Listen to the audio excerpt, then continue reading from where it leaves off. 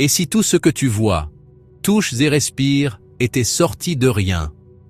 Pendant des siècles, les gens ont cru que la matière avait toujours existé, tu sais, de toute éternité.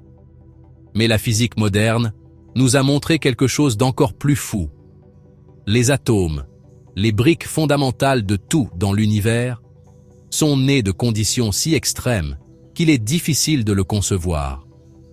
Cette découverte est un peu ahurissante car elle bouscule l'idée qu'il y a toujours eu quelque chose plutôt que rien. En fait, les petites particules qui nous composent, toi, moi, et même les étoiles, n'ont fait leur apparition que bien longtemps après le début de l'univers.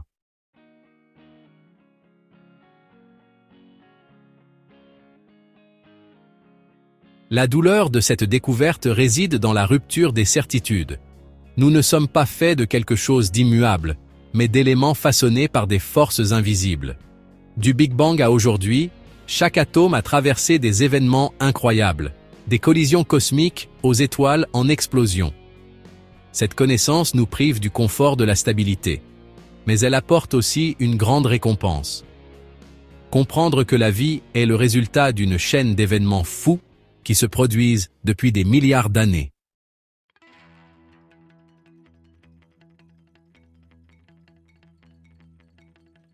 Encore plus troublant est de découvrir que les atomes ne fonctionnent pas comme nous le pensions. Les anciens modèles, tels que les mini-systèmes solaires, ne pouvaient pas expliquer pourquoi les électrons n'entrèrent pas en collision avec le noyau. Ce n'est qu'avec la révolution quantique que nous avons appris que la matière ne suit pas nos intuitions, mais des lois discrètes et probabilistes. En d'autres termes, tout ce qui existe est régi par des règles qui vont à l'encontre de la logique normale.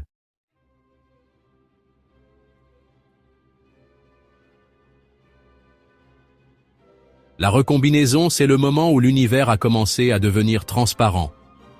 Avant cela, la lumière rebondissait toujours sur les particules chargées, rendant le cosmos opaque. Lorsque les atomes neutres sont apparus, la lumière a pu voyager librement, remplissant l'espace d'une lueur que nous pouvons encore voir aujourd'hui. Ce registre de lumière est l'une des meilleures preuves que les premiers atomes se sont formés.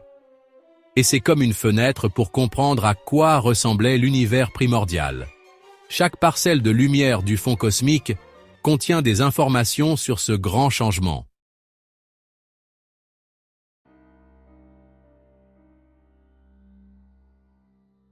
Avec la formation des premiers atomes d'hydrogène et d'hélium, la matière était prête à entamer une nouvelle phase, la formation des premières étoiles.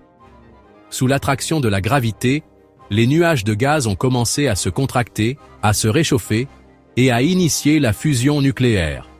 C'est à l'intérieur de ces étoiles que des éléments plus lourds seraient créés, remplissant l'univers de la variété chimique que nous connaissons aujourd'hui. L'histoire des atomes, alors, ne se termine pas avec leur début, mais continue avec les interactions et les changements qui façonnent tout ce que nous pouvons voir.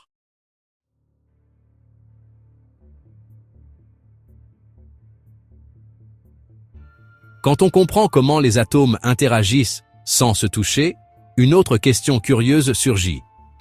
Les atomes ont-ils leur propre couleur? La réponse est non, pas de la manière dont nous l'entendons. Un atome seul n'a pas de couleur visible, car la couleur est quelque chose que notre cerveau perçoit lorsque la lumière frappe des groupes d'atomes. Ce que nous voyons dans les objets qui nous entourent, c'est la manière dont les groupes d'atomes réfléchissent, absorbent ou laissent passer les différentes ondes lumineuses. Ainsi, la couleur est un travail d'équipe et non l'œuvre d'un seul atome. Cette idée devient plus claire lorsque nous observons que chaque matériau interagit avec le rayonnement électromagnétique d'une manière unique. Par exemple, un métal brillant reflète la majeure partie de la lumière visible, tandis que les pigments n'absorbent que certaines ondes lumineuses et en laissent passer d'autres. Cette sélectivité nous fait percevoir toutes les différentes nuances et couleurs. En réalité, nous ne voyons pas les atomes, mais la manière dont ils organisent les photons en des motifs que nos yeux interprètent comme des couleurs. C'est un phénomène du corps, aidé par le fonctionnement de la lumière. Cependant, dans des cas particuliers, les atomes individuels peuvent créer leur propre lumière. Lorsqu'ils reçoivent de l'énergie, leurs électrons sautent à des niveaux supérieurs, et en redescendant, ils libèrent des photons de certaines fréquences. Cela crée ce que nous appelons des spectres d'émission, qui sont comme des empreintes digitales uniques pour chaque élément. Les lumières au néon, par exemple, brillent en rouge parce que les atomes de néon libèrent des photons dans cette partie du spectre. Et le sodium, que l'on voit dans les lampadaires, émet une forte lumière jaune. Ces spectres sont des outils extrêmement importants en astronomie et en physique, nous aidant à découvrir de quoi sont faites les étoiles et les nébuleuses, même de très loin. Lorsque la lumière d'une étoile est analysée par un spectrographe, les lignes claires de lumière ou d'obscurité révèlent quels éléments s'y trouvent.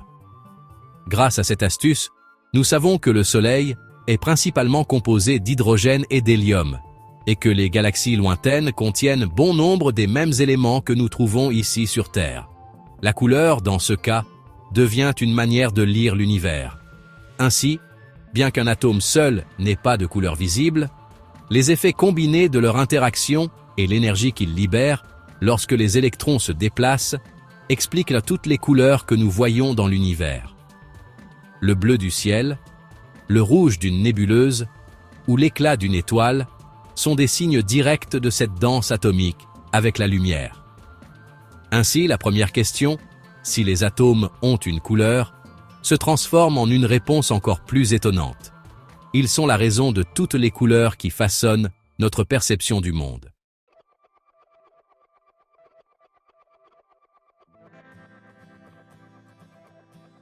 En arrivant au terme de ce voyage, on se rend compte que les atomes, aussi petits et simples qu'ils puissent paraître, portent en eux toute l'histoire de l'univers.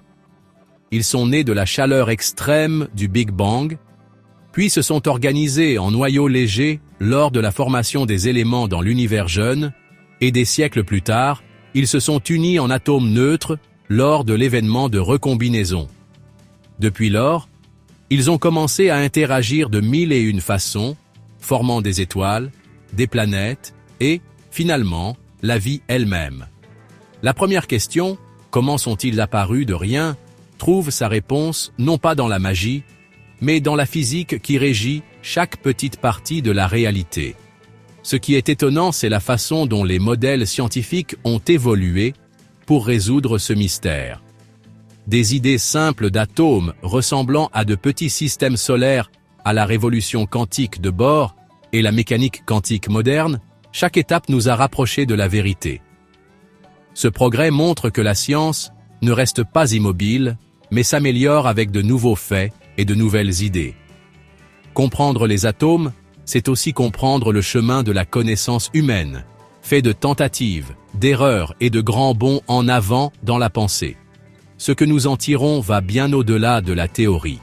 Sans connaître la structure atomique, nous n'aurions pas de semi-conducteurs, de lasers, d'ordinateurs, ni même les tests médicaux modernes. Ce qui n'est pas visible devient réel lorsqu'il se transforme en technologie, rendant la vie quotidienne telle que les gens d'autrefois ne pouvaient même pas l'imaginer.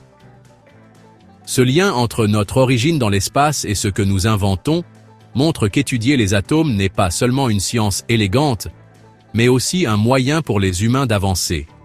Et maintenant, voici quelque chose à méditer. Si les atomes sont la base de tout, comment pouvons-nous les utiliser pour construire un avenir qui dure plus longtemps? Des choses comme la fusion nucléaire pourront-elles un jour produire, ici sur Terre, la même énergie qui propulse les étoiles? Et quelle part de ce que nous savons maintenant n'est qu'une étape vers des surprises encore plus grandes? Chaque réponse soulève de nouvelles questions, nous rappelant que la quête du savoir ne s'arrête jamais. Si cette vidéo vous a aidé à voir les atomes d'une nouvelle manière, abonnez-vous à la chaîne, activez la cloche de notification et laissez-nous un pouce bleu. Devenez aussi membre et aidez-nous à créer plus de contenu scientifique de qualité.